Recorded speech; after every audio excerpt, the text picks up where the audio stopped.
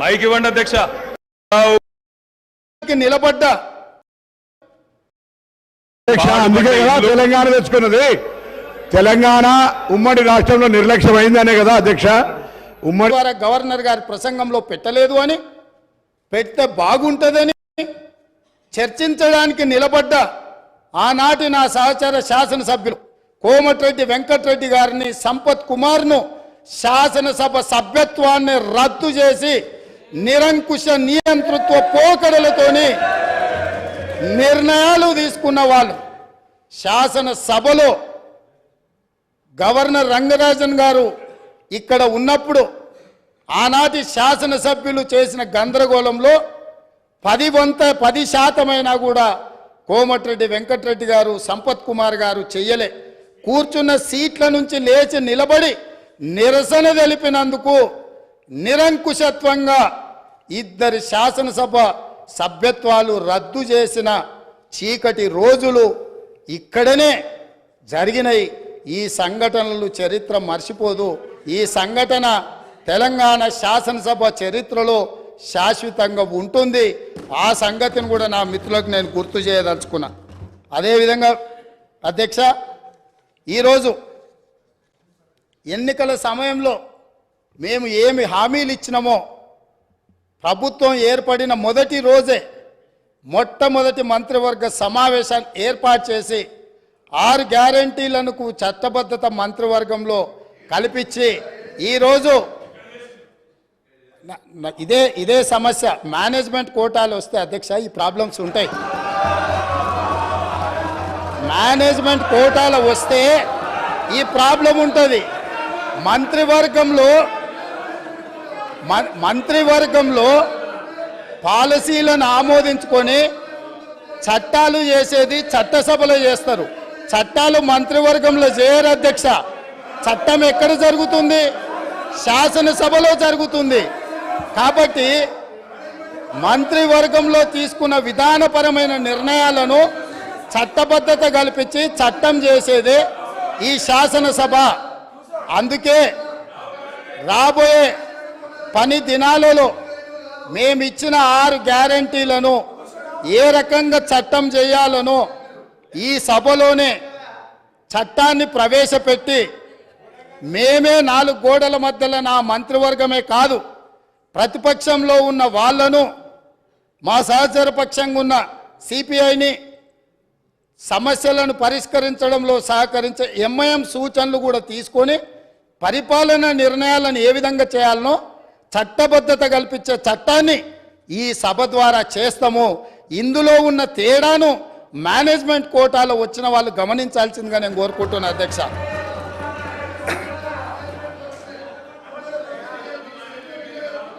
అదేవిధంగా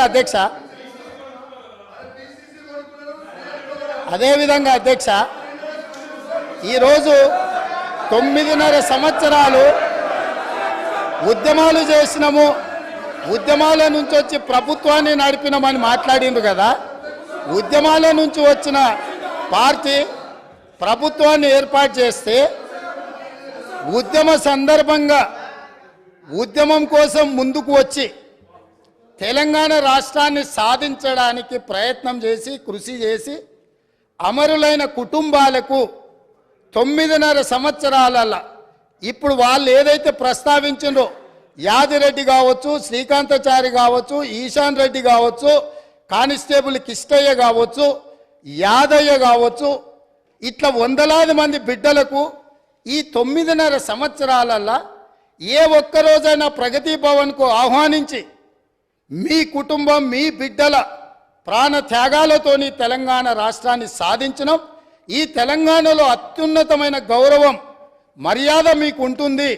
మీరు నా కుటుంబ సభ్యుల కంటే ఎక్కువ నీ కుటుంబంలో నీ బిడ్డను కోల్పోయినావు, నీ కుటుంబానికి నేను పెద్ద కొడుకుని అవుతా అని చెప్పి ఆనాటి ముఖ్యమంత్రి బుక్కెడు బువ్వ శంకరమ్మకు పెట్టిండా, యాదయ్య కుటుంబానికి పెట్టిండా, యాదిరెడ్డి కుటుంబానికి పెట్టిండా, కానిస్టేబుల్ కిష్టయ్య కుటుంబానికి పెట్టిండా. కానీ వాళ్ళ గురించి పట్టించుకోలే. ఈ కుటుంబంలో ఉన్న వాళ్లకు ఈ కుటుంబంలో ఉన్న వాళ్లకు కొడుకుకు మంత్రి ఇచ్చిండు, అల్లుడికి మంత్రి ఇచ్చిండు. కన్న కూతురు ఓడిపోతే ప్రజలు తిరస్కరిస్తే ఎంబడే శాసన మండలి పదవి ఇచ్చిండు. సొంత కుటుంబ సభ్యుల మీద ఇంత పేగుబంధం ఉంది అని ఇంత అవ్యాజమైన ప్రేమను ప్రకటించినప్పుడు తెలంగాణ ఉద్యమకారులు ఏంది ఇది, ఈ తెలంగాణ మా త్యాగాల పునాదుల మీద ఏర్పడ్డది కదా, మా కనీస గౌరవ మర్యాద లేదా, పార్టీ ఫిరాయించిన వాళ్ళను కండువ మార్వంగానే మంత్రులు చేసిన మీరు తెలంగాణ కోసం త్యాగం చేసిన వాళ్లకు కనీసం ఆ సభలో అయినా ఈ సభలో అయినా రాజ్యసభలో అయినా ఏదైనా ఇచ్చిండ్రా? కరోనా సమయంలో బ్లాక్ మార్కెట్లో కరోనా మందు 2,000 రూపాయల దాన్ని 50,000కు అమ్ముకొని 424 కోట్లు నల్లధనం ఒకే దగ్గర దొరికిన వాళ్ళకు రాజ్యసభ అమ్ముకున్న చరిత్ర మీది. అట్లాంటి వాళ్ళని మీరు రాజ్యసభ సభ్యులుగా చేసి ఈరోజు వచ్చి మేము మా టికెట్ల గురించి మాట్లాడు అంటే ఈరోజు ఎలాంటి వాళ్లకు టికెట్లు ఇచ్చిండ్రు, ఎవరిని కుటుంబ సభ్యులుగా వాళ్ళు చూసిండ్రో ఒక్కసారి ఆలోచన చేయండి అధ్యక్ష. అదేవిధంగా అధ్యక్ష, ఆనాడు నళిని అనే ఒక తెలంగాణ ఉద్యమకారురాలు డిఎస్పిగా ఉండి తెలంగాణ రాష్ట్ర సాధన కోసం డిఎస్పి పదవికి డిఎస్పి ఉద్యోగానికి రాజీనామా చేసింది. ఆ నళినికి తెలంగాణ రాష్ట్రం వచ్చిన తర్వాత పిలిచి ఈ రాష్ట్రం కోసం తెలంగాణ సాధన కోసం గ్రూప్ 1 అధికారిగా ఉండి నీ డిఎస్పి పదవి నీ డిఎస్పి ఉద్యోగాన్ని రాజీనామా చేసినావు, ఈ తెలంగాణ రాష్ట్రంలో సగౌరవంగా నీ ఉద్యోగాన్ని నీకు ఇస్తున్నాం, మళ్ళీ తిరిగి ఉద్యోగాన్ని చేపట్టమని ఈ ప్రభుత్వం మాట్లాడిందా అధ్యక్ష? కానీ ఒక తెలంగాణ రాష్ట్ర సాధన కోసం త్యాగం చేసిన నళినికి మాత్రం ఎలాంటి న్యాయం జరగలేదు. నిజామాబాదు ప్రజలు ఎంపీగా ఓడగొడితే ఎంబడే శాసన మండలి పదవి ఇచ్చి మాత్రం తన కుటుంబాన్ని కాపాడుకున్న ప్రభుత్వం పార్టీ ఈ పార్టీ అధ్యక్ష. వీళ్ళు ఈరోజు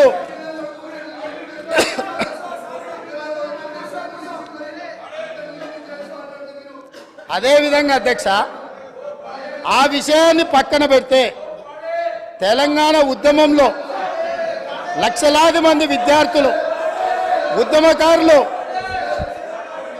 తెలంగాణ ఉద్యమంలో కేసులు కట్టుకుంటే వాళ్ళ మీద నమోదైన కేసులు ఇప్పటి వరకు 10 సంవత్సరాలైనా ఆ తెలంగాణ ఉద్యమకారుల మీద నమోదైన కేసులను తొలగించాలన్న ఆలోచన ఎప్పుడైనా చేసిండ్రా?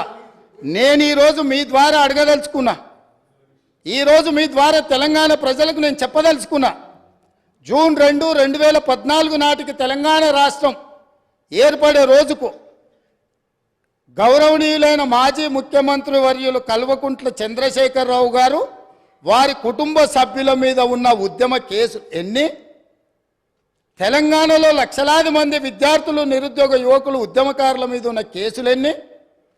ఈ తెలంగాణ రాష్ట్రం ఏర్పడ్డ తర్వాత వాళ్ళ ప్రభుత్వం ఏర్పడ్డ తర్వాత వాళ్ళ మీద తీసిన కేసులన్నీ, తీసుకున్న ప్రత్యేక కార్యాచరణ ఏంది?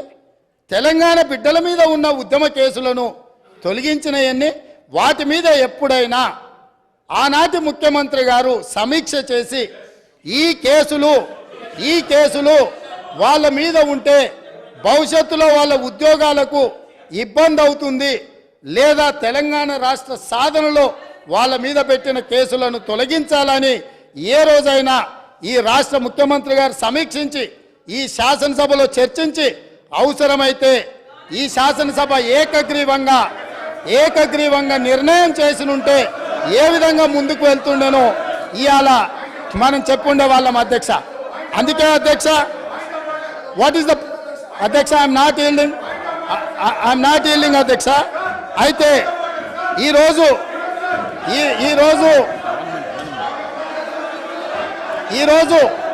వాళ్ళకొక నీతి వీళ్ళకొక నీతి అధ్యక్ష. అదేవిధంగా పదే మాది ఉద్యమ పార్టీ అని చెప్పుకునే పార్టీ, ఉద్యమాల నుంచే మేము ఎదిగినామని చెప్పుకునే పార్టీ, ఉద్యమాల ద్వారా తెలంగాణ రాష్ట్రాన్ని సాధించడమని చెప్పుకునే పార్టీ ఉద్యమాలకు వేదికైన ధర్నా చౌక్ను తొలగించి ఈరోజు తెలంగాణలో నిర్బంధాలే కొనసాగుతాయి, నిర్బంధాల మధ్యనే తెలంగాణలో పరిపాలన సాగుతుందని ధర్నా చౌక్ ఎత్తేసిండ్రు కదా అధ్యక్ష. ఏ ఆదర్శం వీళ్ళు చెప్పదలుచుకున్నారు? తెలంగాణ ప్రజలకు ధర్నా చేసుకోవడానికి ఆనాడు కాంగ్రెస్ పార్టీ ధర్నా చౌక్ ఏర్పాటు చేస్తే ఆ ధర్నా చౌక్ను ఎత్తేసిన దుర్నీతి ఈరోజు ఈ పార్టీది ఉన్నది. కాబట్టి ఇలా ధర్నా చౌక్ను మేము పునరుద్ధరిస్తే ప్రజల పక్షాన ధర్నా చౌక్ను మేము పునరుద్ధరించి ప్రజలకు హక్కులు ఇవ్వదలుచుకుంటే అభినందించాల్సింది పోయింది. అదేవిధంగా నేను ఒక సూచన చేస్తున్నా అధ్యక్ష.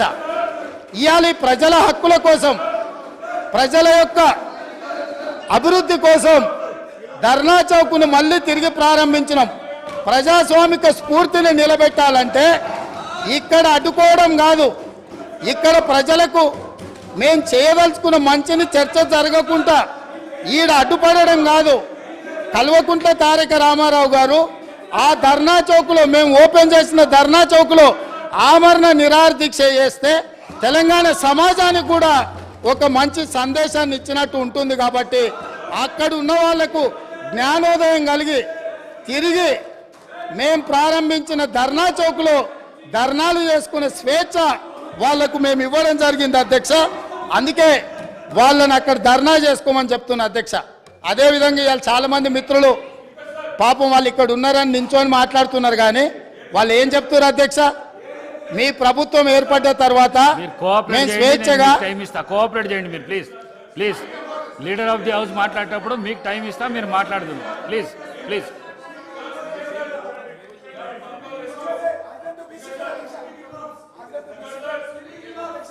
స్పీకర్ సార్, చాలామంది సభ్యులు కొత్తగా ఎన్నికైన వాళ్ళు కలిసి అన్న ఈ ప్రభుత్వం వచ్చిన తర్వాత, ఫలితాలు వచ్చిన తర్వాత మాకు స్వేచ్ఛ వచ్చింది, మేము స్వేచ్ఛగా మా ఫోన్లలో మాట్లాడుకోగలుగుతున్నాము.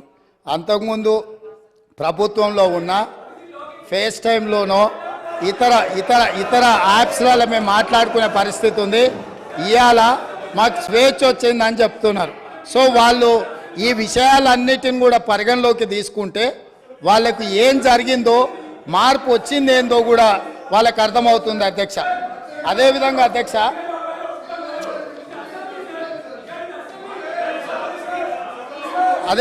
అధ్యక్ష రైతుల గురించి అధ్యక్ష,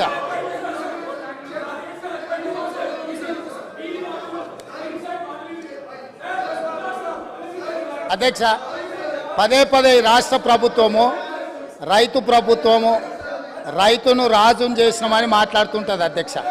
నేను కొన్ని వాస్తవిక విషయాలు ఈరోజు నేను మీ ముందుకు తీసుకురాదలుచుకున్నాను అధ్యక్ష. రాష్ట్రంలో రైతుల ఆదాయం పెరిగింది, రైతుల ఆత్మహత్యలు తగ్గినాయి, రైతుల వలసలు తగ్గినాయి, రైతులు పండించిన పంటకు గిట్టుబాటు ధర ఇస్తున్నాము, సాగునీటి ప్రాజెక్టులు నిర్మించడం ద్వారా 1 కోటి ఎకరాలకు నీళ్ళు ఇచ్చినామని పదే పదే ఆనాటి ప్రభుత్వం ఈనాటి వరకు ఒకే అంశాన్ని పదే పదే ప్రస్తావిస్తున్నారు అధ్యక్ష.